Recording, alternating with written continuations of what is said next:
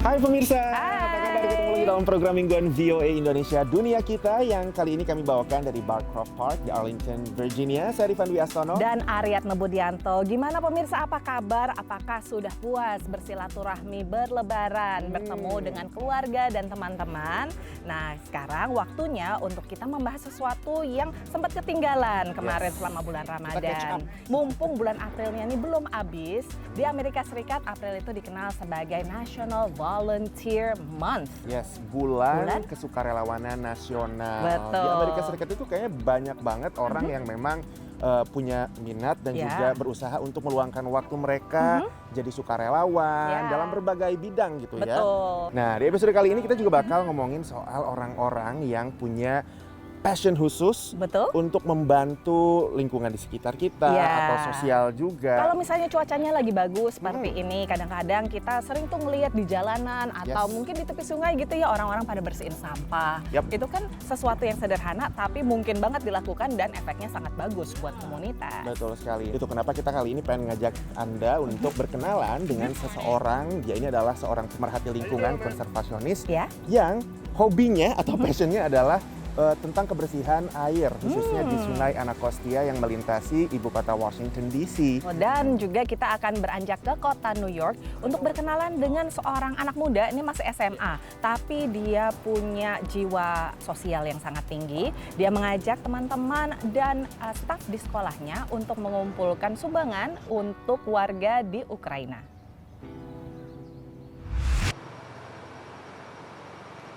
Rivers are so important to not only the habitat, animals, and natural environment, but also to people.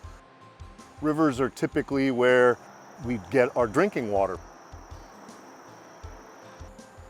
I was motivated to come here and work on the Anacostia because I love clean water. We are an urban river. We're a small watershed. Watershed, of course, is that area of land within which all the rain that falls comes to a common outfall. There's almost 1 million people that live in our watershed. We've really pushed the limits on what we've done to this watershed. So we're out of balance here, but we're working hard to bring it back. The district has what are called combined sewers, and that means there's one pipe that carries the sewage and the storm water. And so we have been discharging billions of gallons of raw sewage into the river every time it rains. 9 different locations. Masaya Maeda is our water quality expert, and so every week he goes out on the river to collect very basic water chemistry data. We have been collecting that data for 15 years now. Our mission is to make the river swimmable and fishable by 2025. So what's keeping us from swimming is purely high bacteria levels. Going to stir it up. So our river is impaired with nitrogen and phosphorus. Why is that a problem? Because it causes algae to grow prolifically, and that algae then consumes the oxygen in the water, and then there's not enough oxygen for the fish. And the first thing that has really started to come back are native freshwater mussels. I can't get this up here high enough. You can see these mussels are doing really well. We're working with the University of Maryland to see if they'll filter microplastics out of the water as well. And we're also interested in whether they will pick up and bind PCBs from the river. For me, it's a very spiritual connection to not only the river and the banks and the areas around it, but to clean water. Clean water is so critical to life as we know it. Setiap pagi, Yulian tiba 1 jam sebelum bel masuk di sekolahnya di Manhattan, New York. Bersama teman-teman, guru, dan staf, mereka mengumpulkan kaos kaki untuk dikirim ke Ukraina. You're going to be over 300, I'd say, in the school. Yeah. Semua berawal dari sebuah foto. I showed Yulian a picture where a soldier in the trenches is warming his feet over a makeshift candle. Bertahun-tahun lalu Ibu Yulian Oksana bermigrasi dari Ukraina ke Amerika Serikat dan bekerja sebagai penerjemah. Ayah Yulian berasal dari Inggris. Yulian ingat saat pertama mendengar invasi Rusia. I was getting ready to go to sleep, and then I saw on CNN that war has broken out, shots were fired into Ukraine. And then that's when it really hit me. Ribuan relawan di New York mengirimkan bantuan kemanusiaan ke Ukraina, termasuk obat-obatan dan perlengkapan sehari-hari. Kaos kaki merupakan salah satu yang terbanyak dibutuhkan apapun musimnya, sehingga ini menjadi fokus Yulian. Staf SMA Yulian ikut dalam kegiatan ini dan menyumbangkan lebih dari 200 pasang kaos kaki. Usai jam sekolah, Yulian meng-email berbagai produsen dan pabrik kaos kaki meminta sumbangan. Lebih dari 700 pasang kaos kaki terkumpul untuk disalurkan ke Ukraina lewat Polandia. Di Ukraina, teman-teman masa kecil Oksana yang kini ikut berjuang membantu distribusi kaos kaki ke para prajurit. Yulian bertekad akan terus melakukan ini selagi perang masih berlangsung. Dari kota New York, VOA. Yaudah kalau gitu pemirsa, setelah yang satu ini kita masih punya cerita-cerita lainnya. Jangan kemana-mana, tetaplah di Dunia Kita.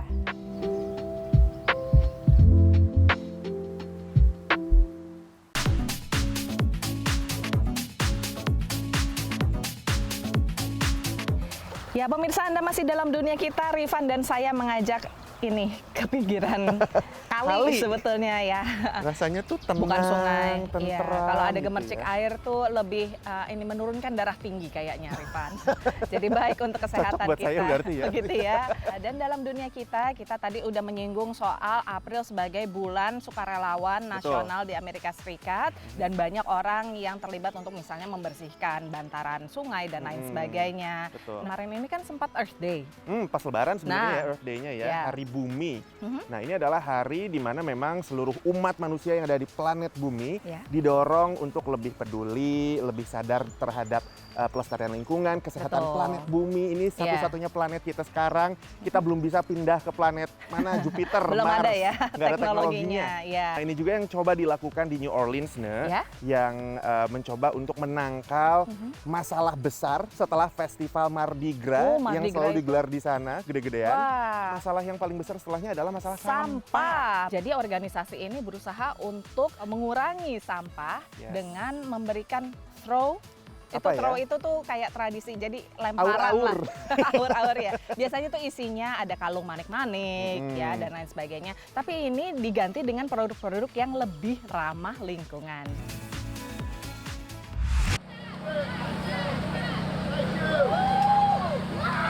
So we're out here today conducting a parade recycling program, which is probably the hardest environment in the world to try to recycle. It's a 3-mile long party that goes through the public streets. It's not an enclosed environment like a festival you would think of. Can we have your cans when you're done?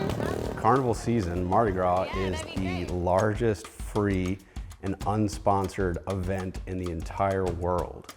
And so this is this huge, huge festival that is put on, and the way that it's paid for is through the members that ride in these parades and these crew organizations. They pay to be a member of the parade, and they also fund the parade by buying packages of throws. The most common throw, of course, is the Mardi Gras bead. And a parade can have as many as 3,700 members just in one parade. And we're talking about 70 parades or more through the season. And so there's just a deluge of disposable plastic items.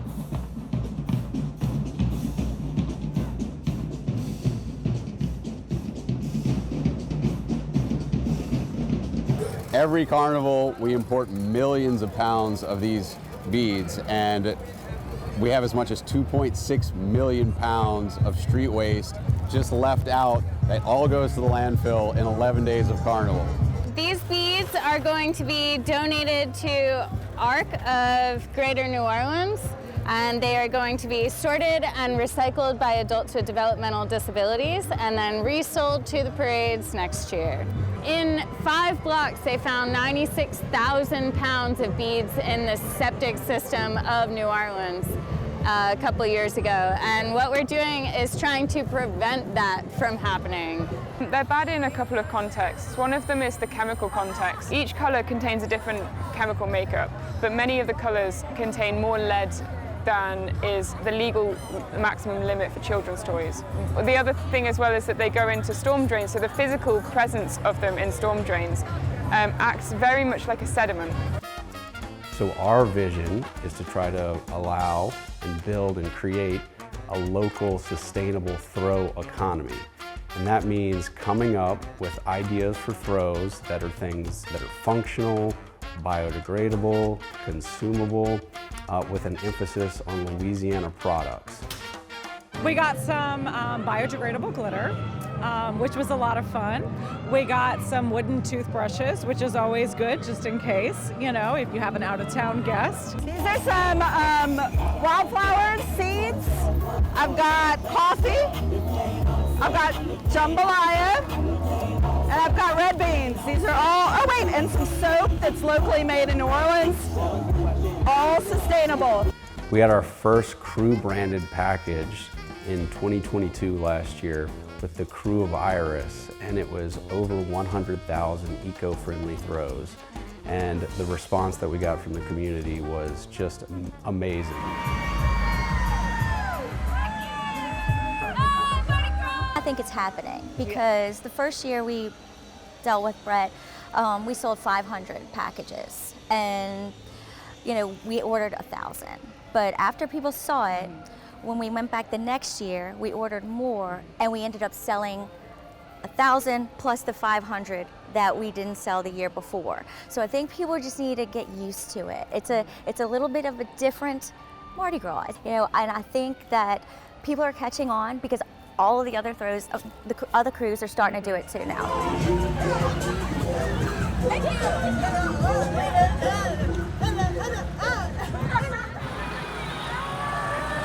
If you love Mardi Gras and you want the next generation to enjoy Mardi Gras the way we are now, we have to change this current climate of throwing trash into the street. We need to throw things like this that are treasured and are sustainable. I think what change is always difficult, and I think as more people see the items and see how nice they are, I think more crews will be shifting towards sustainable packaging.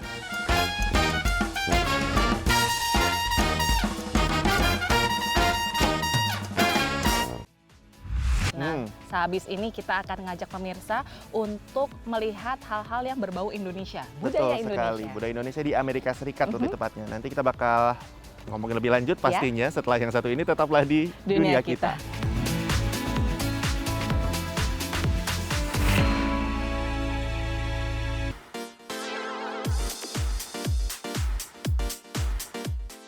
Pemirsa, kami masih menemani Anda dalam dunia kita yang kami bawakan dari Barcroft Park di Arlington, Virginia. Nah, seperti janji kami tadi, kini saatnya untuk melihat budaya Indonesia. Yang satu tercermin dalam sebuah gamelan, ini isinya orang Amerika semua di kota Houston, namanya gamelan New Moon. Nah, mereka tuh stylenya hibrida, ternyata fusion.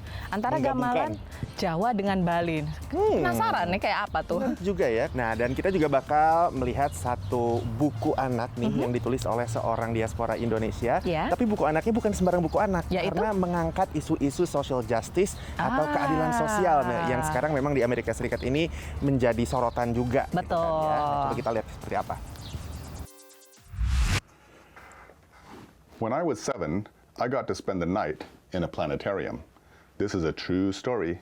Do you want to hear it? Perkenalkan Ino Santo Nagara, diaspora Indonesia di Oakland, California, penulis buku anak bertema keadilan sosial. Lalu waktu anak saya lahir tahun 2010, saya mencari buku yang ingin saya bacakan untuk anak saya, dan itu ternyata tidak ada di toko buku, jadi akhirnya saya bikin sendiri. A is for Activist adalah buku pertama Ino Santo yang ternyata memperoleh respon positif dari pecinta buku anak-anak.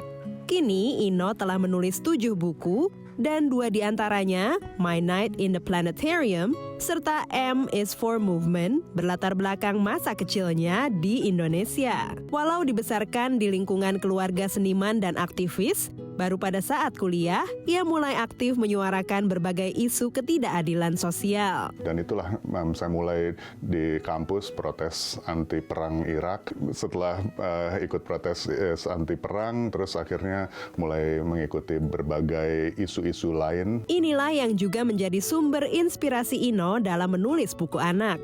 Karena ia ingin menciptakan dialog dengan putranya mengenai berbagai isu di dunia seperti keadilan sosial dan lingkungan agar berani menyuarakan pendapat. Pertanyaannya bukan apakah ada ketidakadilan di dunia ini, tapi pertanyaannya apa yang bisa kita lakukan kalau melihat ada ketidakadilan di dunia. Sebagai graphic designer, karya Ino juga dapat dinikmati publik Amerika di San Francisco Bay Area melalui lukisan mural Let's Build From Here di Yerba Buena Center for the Arts. Mural ini didesain untuk interaktif ketika dilihat melalui prisma dengan 3 warna berbeda yang memberi 3 sudut pandang, yaitu potensi manusia, lingkungan, dan keadilan sosial. His art is so grounded kind of in visualizing these messages, and at the same time, there's a certain flexibility to meet audiences where they are. So his work is very accessible visually, and also the message is positive but also strong. Dan untuk saya yang paling rewarding yaitu bisa bicara dengan anak-anak secara jujur mengenai bidang-bidang ini. Dari San Francisco Bay Area, VOA. Seperti namanya, Gamelan of the New Moon, kelompok gamelan di Houston, Texas ini memulai perjalanan seninya dengan seperangkat gamelan baru yang didatangkan langsung dari Indonesia. Dengan 15 anggota warga Amerika yang kebanyakan pernah bermain gamelan, mereka ingin meneruskan kecintaan pada musik tradisional Indonesia ini. While the instruments will keep us in a certain genre in a way, but the instruments that we used to play, definitely Javanese style, and when we had ours made, we kind of like the idea of sort of a hybrid in between the two. And so while we lean heavier in the Java direction, it's still a hybrid sort of. Hibrida antara gamelan Jawa dan Bali dengan nuansa musik yang terdengar lebih modern membedakan Gamelan of the New Moon dari kelompok gamelan yang lebih tradisional. We were stuck in the mindset of we can only be taught by someone who has come from Indonesia and, you know, is sort of a master of the genre. And with time and, you know, a lot of practice, while we love to learn from different sources, we know that we can also come up with our own material. Ben Belzer, pemain Bonang, bergabung 5 tahun lalu dengan membawa pengalamannya bermain gamelan Bali saat kuliah di University of Maryland. It's really a very good experience, always with like playing music in general with people, and especially gamelan. I really like the sort of communal aspect of it, kind of seeing like music unfold from like a group of people rather than like necessarily like a virtuosic like percussionist or like saxophone player. It's really kind of like exciting to experience that. Sebagai sebuah organisasi nirlaba yang bukan bagian dari kegiatan belajar mengajar di kampus, Gamelan of the New Moon memang memiliki independensi dalam menampilkan karyanya. Tujuan utama mereka adalah memperkenalkan gamelan ke publik Amerika, terutama warga Amerika di Houston yang kebanyakan tak memiliki pengetahuan mengenai gamelan. Dari Houston, Texas, VOA.